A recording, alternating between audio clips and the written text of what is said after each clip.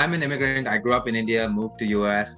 And in India, I didn't really fit into everything. I'm gay. Growing up, I was pretty fat, a lot of pimples, and didn't feel like I belonged anywhere. And I realized during the career, what I was good at, why I was good at my job as a people manager, as a leader, as a product manager, was because of empathy. Empathy was that core fundamental thing that allowed me to put myself in the customer's experience or the other people in the company. And that's what led me to be great. And then I asked myself, how do we drive fundamental change?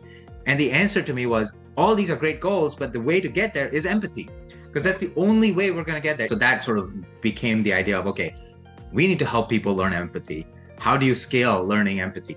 To learn empathy at scale, we need something different. And so that's where Jago came. The Jago, which means to wake up. And it was the idea our mission is to create a world where people seek to understand one another by making empathy a daily habit. So do you think understanding people at workplace, is it any different from understanding anyone when you meet them personally? Is it different? So I think people spend 1/3 or more of their life working. This is part of life.